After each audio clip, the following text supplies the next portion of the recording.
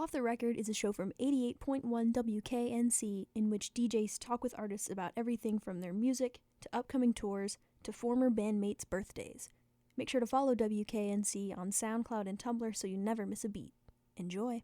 Thank you to Lady Moon and the Eclipse for joining myself, DJ Beowulf, on an off-the-record interview for WKNC.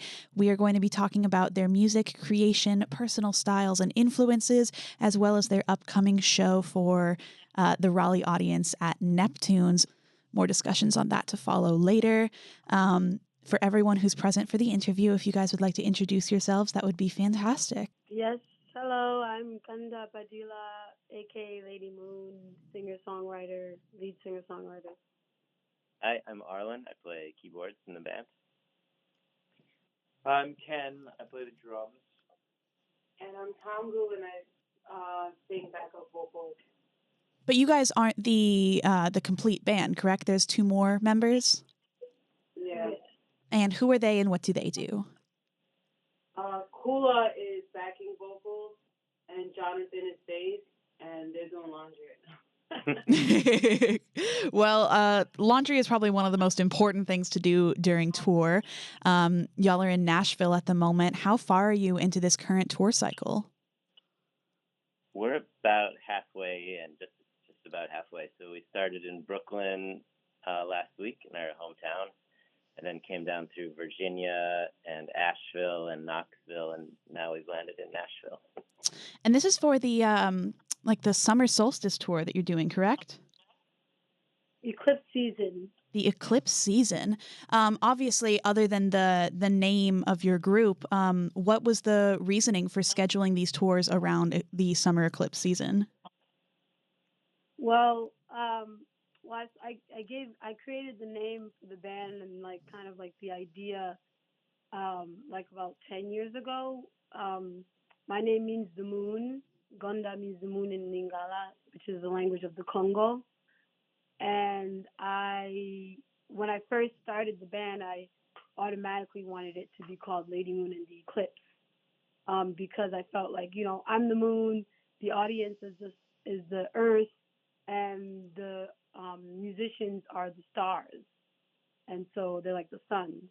And so that's kind of how it all started. And then I just kept the name, and I just kept developing the concept and the aesthetic. And as the years continued to go, and as the band continued to develop, it's like Bond.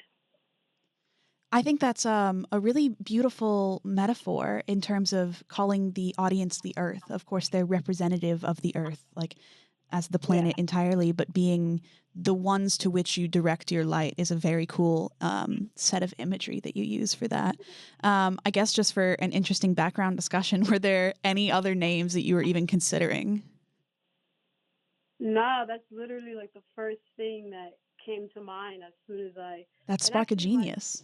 Originally, my name was Lady G, because I used to, when I was playing with people, they always were like, "Oh, every song you're writing is in G." So then I was like, "All right, well, I guess I'm Lady G." And I had Lady G for 6 months, and then I started musicians were interested in working with me, and I just started cultivating a lot of musicians that wanted to work with me. And once I started working with musicians, I was like, all right, it's Lady G and the Eclipse. But knowing that I was the moon, that I still had the concept of the root concept in my mind, even though it was Lady G. And then my brother, Young Paris, who's a big artist now, he was like, why don't you just call yourself Lady Moon? And I was like, I'm already the moon. I'd rather that be something people find out. But he was like, no, just call yourself Lady Moon. That's going to make way more sense. And then I was like, all right. So then I changed it to Lady Moon and the Eclipse. And this might be kind of off the wall, I guess. I personally am very intrigued by this, for lack of a better phrase, story describing how your name came about. My last name is actually Mooney, Mooney, and I've always felt a connection to the moon for that reason. My name obviously doesn't mean the moon or anything, but it's just my family name, and it's something that I really appreciate. So I think that's a really charming story, and it's a very powerful set of imagery that I mentioned earlier that you use for your performances.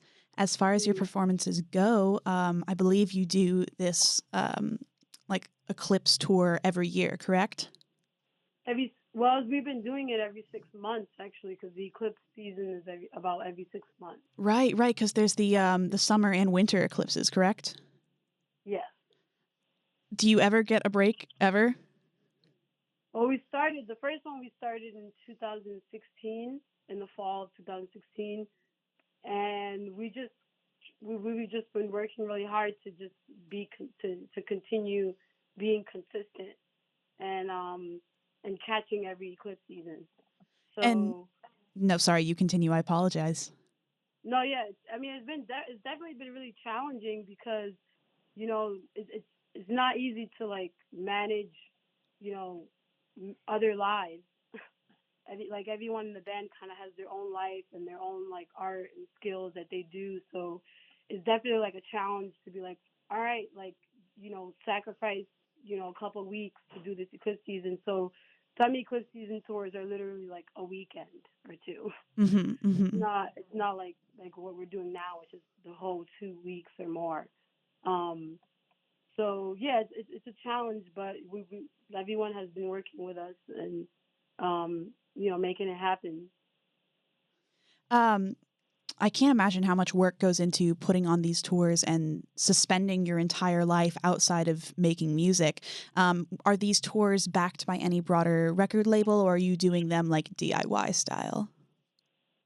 We started doing it's all DIY, and every tour we've done since the first one, we've gotten better at preparing and booking. And like this summer's tour, like this summer tour, we started booking right after the previous eclipse season, which was in January. So as soon as those shows ended, we pretty much started booking this one. And so like the more advanced time that we have, the more different shows that we can do, the more new places we can visit. And so it's been working for us in that way, but it's definitely a super challenge that multiple of us in the band has to do the different parts in organizing. As far as doing different parts in organizing as well as doing different parts on stage, considering the fact that you've been doing these tours for the last 2, almost 3 years at this point, what's one thing that you've been able to improve upon that was incredibly difficult at the beginning? Transportation. Yeah, that sounds like it makes sense. Yeah, I mean, everything has improved. Like transportation was a huge one. Lodging is another huge one that we've improved. Communication. Communications, like how we internally communicate, as well as like how we keep all the information organized, and like for each place that we go to, keeping all the information organized, and just it's really just building out the framework for a business is really just what it is. And it's not like hard to do. It's just a lot of busy work and a lot of like kind of like, keeping things organized, keeping everything organized. But another huge thing is like we're more able to visit new cities because we have a system now of like reaching out to the local artists in these cities that we go to. You want to talk about that system a little bit? Yeah, usually what happens now is like Lady Moon will reach out on Instagram. Well, actually, the first thing is that Arlen gets the date in the city, right? So it's just straight up brute force, email as many venues as we can. Yup. Then when we get a response for a date, then we reach out to the artists in the area on Instagram and just DM the artist. And that's also another brute force technique where we just hit up as many artists that kind of like are aligned with our music and message as much as possible. And we just brute force reach out to all of them. And then once we get 1 or 2 responses, then we can build out the show and make the promotional materials, the posters. We usually end up making posters for the opening artists so that they can promote the show. Because we're not known in these new cities. Right. So. They've got the fan base, the hometown pride. hugely helpful. I guess that's one benefit to having a large entourage in terms of like band members.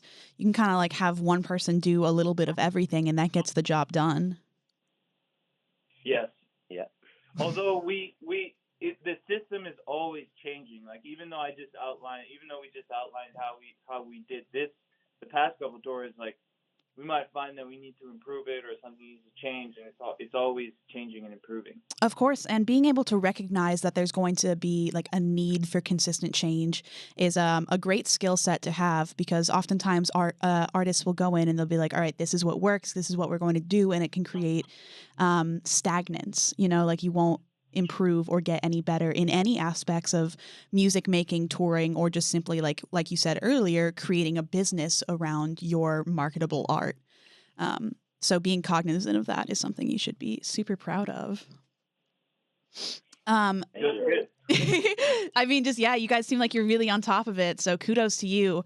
I think that's very impressive. Going into the next thing, talking about things that are impressive, the stage presence that you all have. I was able to read the articles that you sent me and all of the pictures that were in that, whether professional or just like photos of that were taken of you on stage, is incredibly captivating. I know that Lady Moon described earlier the ways in which she envisions like different like solar bodies being represented by the artist, the backing instrumentalist, the audience, so on and so forth.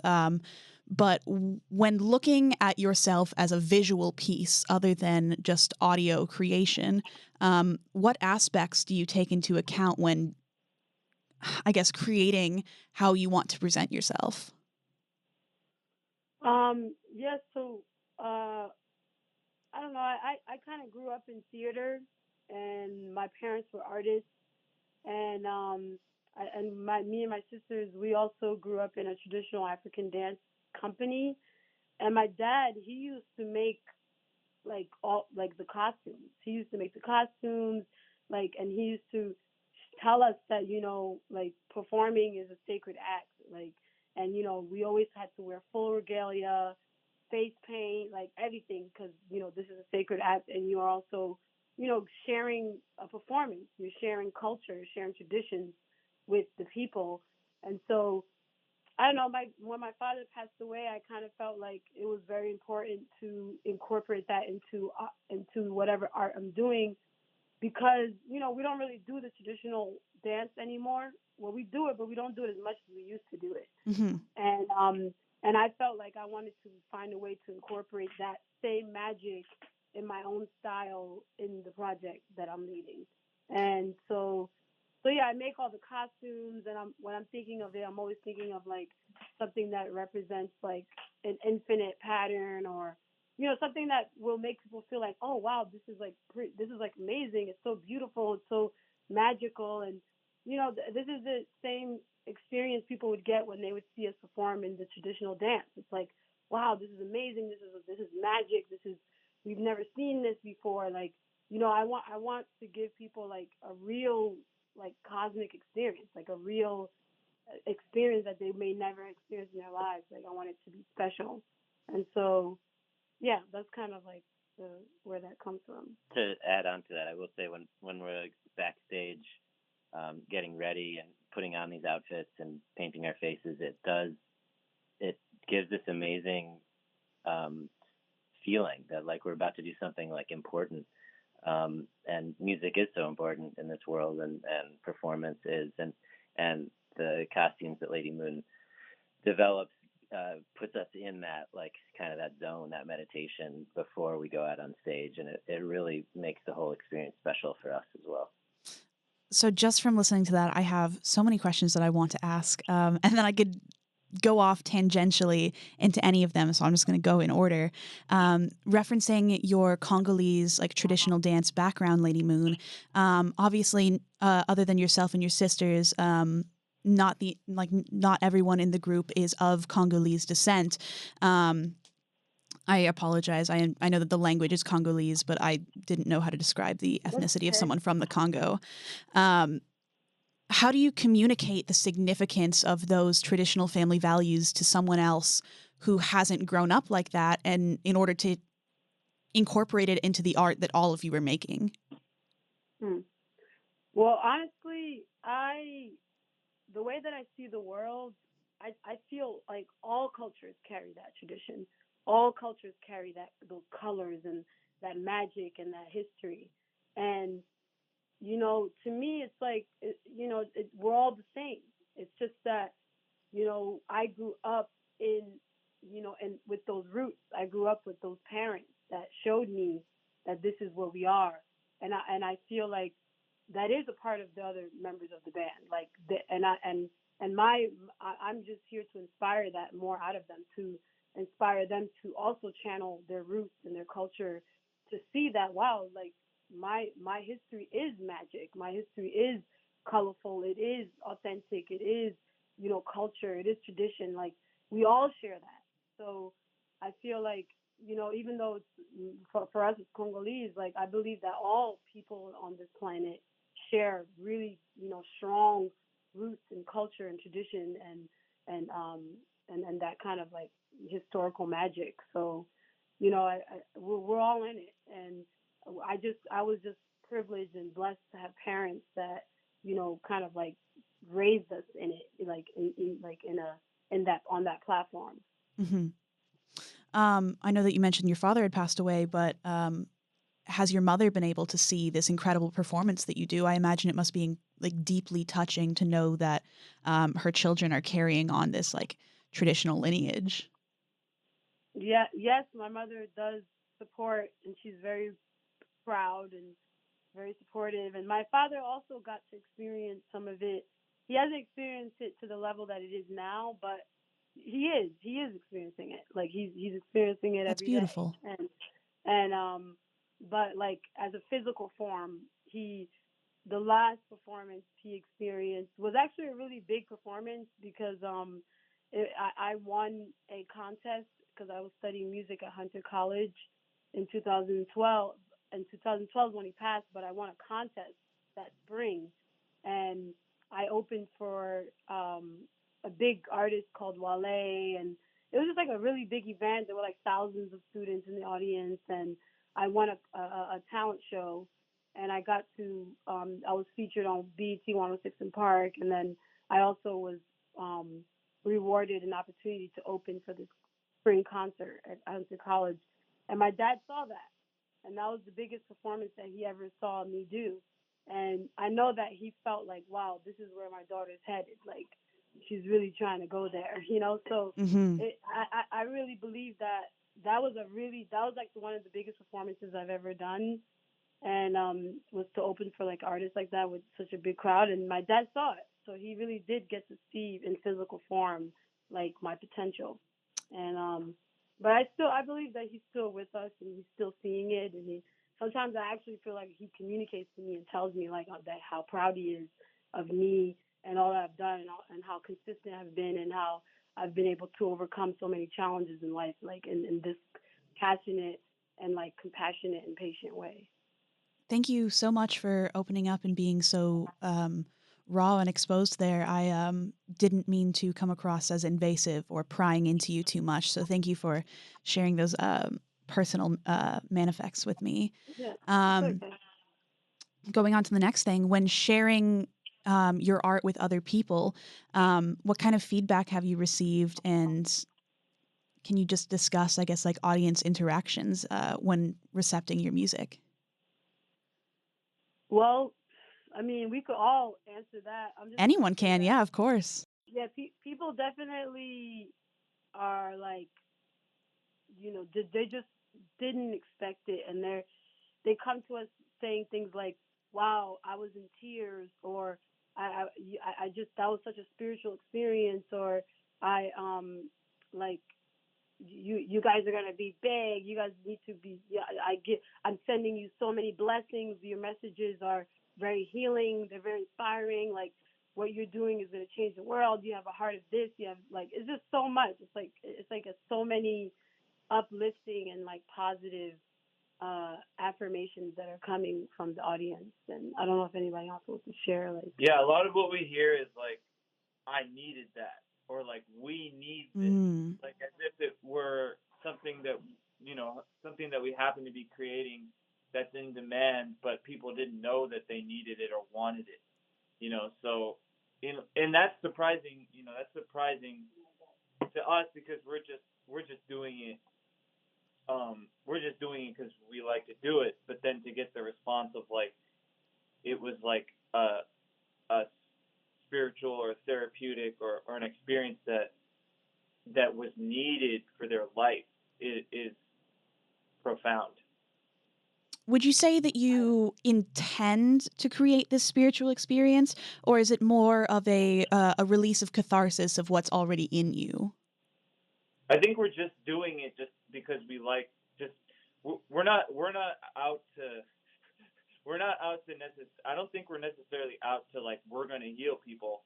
We're just doing it because we like to do it. We like the music, and I mean, Lady Moon has the message of putting out positive music and message, but I don't think we're setting out to necessarily. I mean, that's definitely like an individual answer kind of question, because I definitely am intending to.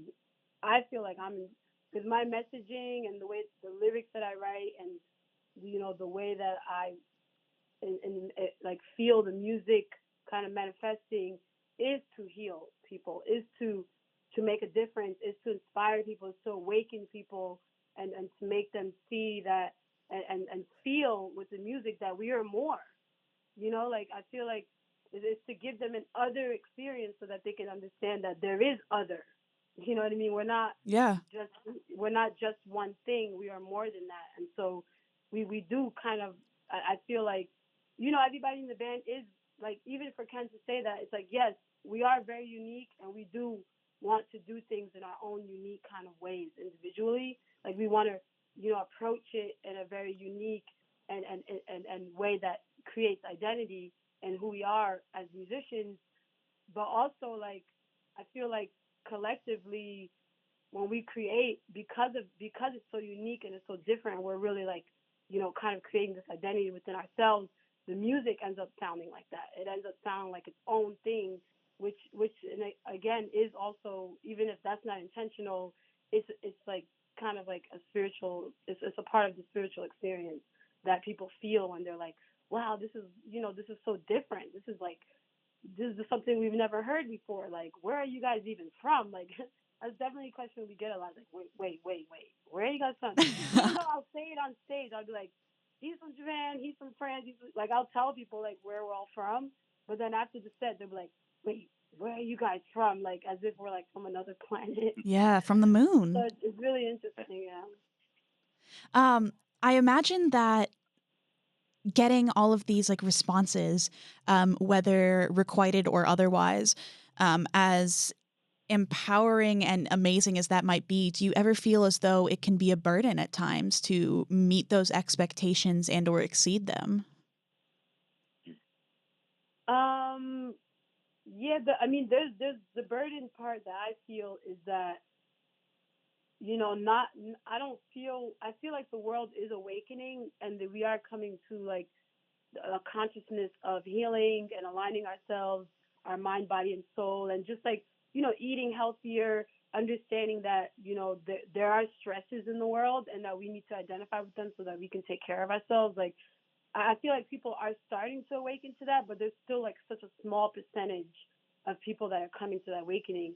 And I feel like our music is kind of for those small percentage. So the burden in a way is like, will our music ever reach far? Because are people really going to wake up and like be able to channel this kind of, openness, this music that's very open and very like infinite. And, I don't know. I feel pretty confident, in what we're creating. Like I don't think I don't feel the burden in like, will people like it, or like what are they, or the expectations that people have. I don't feel the burden there. I feel like, you know what, like this is what it is. This is what we do, and like whether people like it or not, that's in the world. That's up to the world. That's incredibly valid. Yeah. But I do feel like, I hope that more people wake up and like come to, an awakening in themselves so that they can receive this like music and and it just spreads and it spreads and it awakens more people and it inspires more people and it stuff like that. So what were your intentions with the new single Global Warning? Obviously the title is it kind of says it right there, but what was your thought process when going into writing this piece? Well, actually the first thing was so this song came out of a jam because we do retreats. We come together and do retreats like every like 6 or 8 months or something. We're trying to do more of them because the band is now living in all kinds of different places. But so we had a jam. There was a jam that was happening during our retreat with the musicians, the drummer, bass, and keys. And so I actually ended up hearing what they had created. They created this music, and I listened to it, and it was just really like rocking. Like I felt like if I'm gonna do a song with this vibe, I'm gonna send like a really like powerful message, like something that feels like rage, that feels like kind of like anger, you Mm-hmm. know. And a lot of my lyrics and my music right now is very inspired by the conditions of the planet, the conditions of our spirit, of our soul, the conditions of our relationships, and our social status in the world. And so, I don't know. I just, in the time, I think it was like winter, and I was like so frustrated with, the hot and cold that was happening in the winter. Like some days it was like hot, and some days it was cold. It was just getting like a little crazy, and then Yeah, it's not just natural. like, well, yeah, it's not natural the way that it's happening, and then there's all these stories about global climate change and all these, there was a lot of earthquakes that were happening, and I even had some friends that were like having to be removed from their homes because Hell, of an the earthquake just happened in LA the other day. yeah, there's earthquakes 2 of happening them, like yeah. to these extreme levels, and there's like hurricanes happening all over, like the forest fires. Like there were so many things happening that year that I was like, oh my god, like the planet is mad. I feel like Earth, like because we are Earth, just the same way that we experience all these emotions of anger and rage and sadness or happy joy, and the Earth feels it too. We vibrate with the Earth. We She's are made of screaming. Earth. So I feel like the Earth, the same way that we can get upset, we have to understand that the Earth can get upset. Like the Earth can get mad and like do shit, like so, or do things. So Don't worry about it. You're all good. I really felt like the Earth wanted us to send a message saying that it is upset and that don't disregard these these natural disasters. These are actually messages from the Earth expressing its anger and its rage. It's not just just a coincidence or just whatever. It's actually the emotions of our planet that is trying to communicate with us that it's very upset. And so I felt like, yeah, that's kind of like lyrically at least and melodically, that's kind of like what I'm trying to express in this song is that the earth is mad. Now, of course, one person, let alone 6 people, cannot be expected to calm or soothe or heal the earth themselves. But it is important to take care of yourself when dealing with all of this turmoil, both culturally in your community and when communicating these things to a broader audience. How do you do that? How do you remain stable when seeing yourself as a conduit for speaking out? Um, it took a journey. It took a journey to get there because I definitely used to get like really upset and get like really stressed out, when I felt like, I would see, yeah, I would just see people being distracted and kind of like doing their own thing and like eating really crappy and like, just not really taking care of themselves, not really considering like the critical condition of things. And it was frustrating, but then yeah, it really was about me just channeling my own self, like getting my own self right, making sure I'm healthy, making sure I'm, finding my peace, and not getting stressed out and stuff like that, and hoping that that can be an inspiration for other people, which it has been. And I stopped thinking about it in a way of like I want to save the world. I started thinking about it as like I just want to save myself, and like if I can be an example for others, then that's me contributing and extending that healing. Um, so, because that honestly, that's like the best way to keep my peace and my balance. I don't know if anybody else in the band has something to say. I know that we all are spiritual in our own way. I definitely create like rituals and like ceremonies with my community or with myself to help me, just kind of remain connected with myself, remain true to myself. And I know Arlen, he's a Buddhist. yeah, meditation definitely helps. Yeah. And exercise, and particularly on tour, it can get pretty tiring. So it's easy to like want the junk food and want the readily accessible comforts and things like that. But it's important to step a little bit beyond that and push yourself to not fall or not succumb to those things on tour in order to keep the energy up. Yeah, for me, it's been more just like not letting, it's a long journey, but not letting external factors disrupt my internal mechanism of just balance and peace. Because, anybody can just think about anything that's happening externally in the world that's outside of our bodies and just easily let it stress us out or just kind of bring us, ruin our equilibrium. So my thing, definitely meditation is something I'm catching on to as well. And just valuing my state of being in any given moment over the concerns that I have about the external world. And this isn't necessarily to say like I'm not paying attention to what's going on or I don't care about what's happening outside.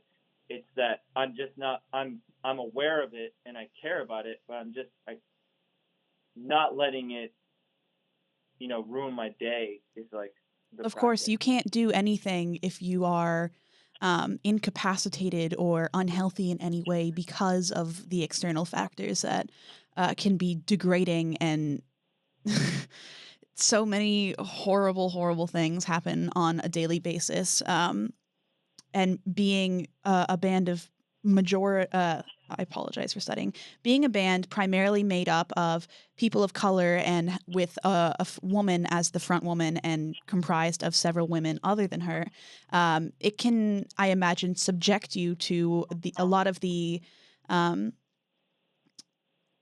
intersectional difficulties that exist on a daily basis for people who exist within those demographics. And as you mentioned, taking care of yourself is the first step to making any sort of change. And it's very impressive to see all of you not only do that, but to take those values and messages that you so strongly incorporate into your own lives and bring them to the music and the stage and the earth to which you sing. I guess that leads me into my next question, saying, what values do you hope most to impress upon your audience? What value? What values? Just like what is important to you to share with the audience? The most important thing is to share like authenticity. Is just to give your best and like keep it real. Because there was definitely a time where I was like not authentic in a way that where I wasn't I was just like thinking too much about the experience. I was thinking too much about how I'm coming out, like how I'm doing it, how I'm moving, how like I was thinking too much, and I feel like it wasn't authentic. I wasn't really being who I am. And I feel like the value to me comes with just being who you are. Like, like even like last night, it was a really challenging show for me because the 2 nights before we did 2 2-hour sets that like started at like 11 and ended at like 1 or 2. And A I 2-hour and what set, jeez. yeah, one of them was in a venue where they smoke cigarettes. Ugh. And so and I actually feel like it like affected my voice, like it like messed up my voice a little bit. So last night, I was like performing and I realized I wasn't able to hit like certain notes. But and sometimes when that has happened in the past, I'll like, I just won't want to give my best experience. Like I feel like I won't feel good about myself, and I'll just like, I'll fake it. I'll fake what I'm feeling. And to me, and I realized last night, I was like, you know what? I just got to keep it real. Like, let me just do my best. Like, let me just keep it authentic, and let me just still be happy, still be smiling, still really give like what I'm really feeling right now and what it really is, the situation, and not to like, and give it to the audience instead of like giving it to myself with all this worry and all this tension. And so yeah, that's really what it is to me when it comes to the value, is just giving my best, and giving them the most authentic experience that they can get. So I don't know, that Tom, do you want to say anything? Well, I was going to say something about the self-care, which kind of goes along with what she just said. And to me, it's very important to always be mindful of the intentions in everything that we do in life. And especially when it comes to music and performance, it's very important to like really know what you're doing it for and really understand what the purpose is and why you feel like, that's something that you want to do, and make sure that's something that's making you personally happy in whatever ways you're making yourself understand that, and not just doing it because it's like, well, I'm just doing this for the people. I'm just doing this because it's something that I feel like it's something that people need. It's like, what is making you happy about whatever you're doing in life? And like, what is the intention behind what you're doing? So for her to be saying that, the intention is to be authentic, that's her intention. For me, a lot of my purpose is in similar ways, it's similar things, but I'm definitely inspired by the messages. So that's what makes me, kind of feel like I'm losing my train of thought because I'm trying to answer both questions at the same time. But I appreciate the effort. definitely intention is very important when it comes to self-care. Yeah, and I will say, like, with the values, like, I think a huge part of it is like showing, and this is a challenge that we've had since the beginning of getting this message out, both musically but also visually through like our visual content online, which I help out with making, which is the message of like of our cosmic identity, like making us human beings, like understanding ourselves as cosmic beings rather than our socioeconomic being status, and that we are on a planet that's blasting through space, like it's a spaceship. I mean, it really is kind of like a spaceship. Lady Moon says it often on stage, and that cosmic alignments occur regularly on a regular basis, and that we can use celestial bodies that are in cyclical motion, regular motion, stable motion, that it's almost like a clock, that we can use as a tool to recognize that like aspects of the physical reality of the celestial bodies do represent aspects of our internal being. The sun representing our mind, and the earth representing our body, and the moon representing our soul and spirit, and that they do come into alignment. They actually do come into alignment twice a year, and that we can utilize those periods in which they do come into alignment to remember that, like, okay, this is my period, the eclipse season. This is the time in which I can focus on my whatever weaknesses that I want to focus on, or focus on my strengths. Like you can actually use the cosmic elements of our lives as reference points for for improving ourselves. And I think that message is part of, the name Lady Moon Eclipse and Eclipse Season Tour. And we're trying to get this message out in that way through copy and music. Well, I'd like to say thank you to each and every one of you for sharing with me your authenticity and the many ways in which you work together to create this experience that you share with your audience. I know that Raleigh will most certainly get to experience this wholeheartedly on, I believe the date is Thursday? Yeah. Thursday. It's the 12th. What time do doors open and what time is the show? It's the 11th. 11. Is that Thursday? Yeah. The 11th is Thursday. Yeah, Okay. yeah. Thursday, doors are at 9, the show's at 10, and we got a local group, the Materials, on the show as well. They're awesome. They are very, very cool. Yeah, so we're psyched to check them out too. Well, thank you so much for talking to me today. Like I said, we will definitely get this podcast out prior to the show and try to promote it as best as we can. I really, really enjoyed speaking with you, and I'm sure I could ask a million more questions because you all have so much thought and energy to give that I would just love to sit and listen and receive. But I am just grateful for the time that we had, and I hope that you guys have a really incredible show coming up on Thursday and tonight, obviously, but Raleigh. Thank you. Of course. If you have any last comments that you'd like to make for the future listeners of this podcast, this is the time to do so. Well, just happy Eclipse season. Yeah. Happy Eclipse season. Happy Eclipse season, and make sure it takes some time to align with good, healthy, positive environments and people and situations, and this is a great time to do that. It's a very powerful time to go into transformative ways of moving. And yes, it's very challenging, but it's definitely a powerful time to do that too. Like I said, thank you so much, Lady Moon and the Eclipse, every single one of you. Please pass along my best regards to the 2 members who could not be with us today. And I hope, like I said, I hope you have a killer show tonight and in Raleigh.